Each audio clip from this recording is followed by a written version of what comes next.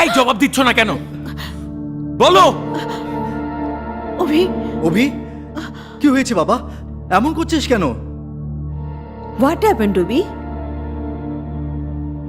তুমি এত জোরে চিৎকার করছো কেন? আমার দেয়া ড্রেসটি পরনি কেন? অভি, এই ড্রেসটা আপু আমার জন্য এনেছে। Wait!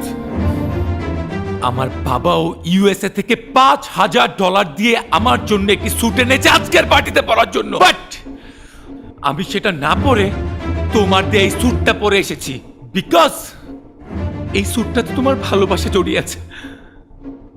আমি আমার পছন্দের একটা ড্রেস তোমাকে গিফট করেছিলাম আজকের পার্টিতে পরার জন্য, কিন্তু তুমি সেটা রিজেক্ট করেছো। দ্যাট মিন্স তুমি আমার ভালোবাসাটাকে রিজেক্ট করেছো। অভি, এই ড্রেসটা স্পেশালি পার্টিতে পরার জন্য আপু অনেক পছন্দ করে কিনে এনেছে। 20টা বছর তোমার আর তোমার আপুর পছন্দে তুমি লাইফ লিড করেছো। ফার্স্ট টাইম আমি তোমাকে একটা গিফট করেছিলাম আর তুমি সেটা রিজেক্ট করে দিলে। অভি, বিষয়টাকে তুমি অন্যভাবে নিচ্ছ কেন? আমার কথাতে অন্তু এই ড্রেসটা পরেছে। আমি আপনার সাথে না, আমি অন্তুর সাথে কথা বলছি।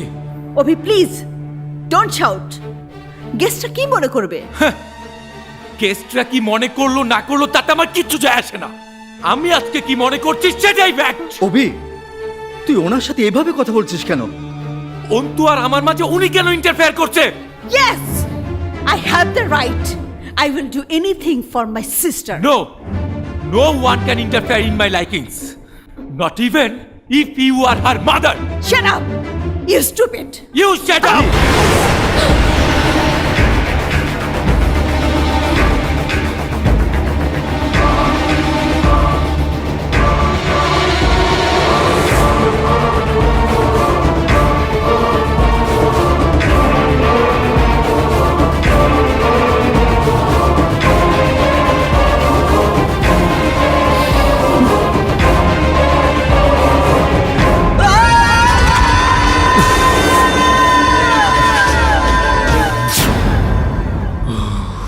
ছি অভি, আমি তোমাকে অন্ধের মতো ভালোবাসি বলে মানুষের সামনে তুমি আমার মায়ের মতো বোনকে অপমান করবে আর আমি সেটা টলারেট করব? সেই মেয়ে আমি নই। আপু আমাকে আগেই বলেছিল তোমার মতো ছেলের সাথে আমি অ্যাডজাস্ট করতে পারবো না, কিন্তু আমি আপুকে বলেছিলাম তুমি আমাকে পাগলের মতো ভালোবাসো আর আমি তোমাকে অন্ধের মতো ভালোবাসি। আজ সবার সামনে বলে দিচ্ছি তোমার মতো একটা অসামাজিক মেন্টাল স্টুপিডকে আমি ভালোবাসি না। আমি তোমাকে যতটা ভালোবাসতাম আজকের পর থেকে ঠিক ততটাই ঘৃণা করব। বেরিয়ে যাও, আমি আর কোনোদিন তোমার মুখ দেখতে চাই না, কোনোদিন না। তুমিও একটা কথা শুনে রাখো, আমি মরে যাব তবুও কোনোদিন তোমাকে মুখ দেখাবো না।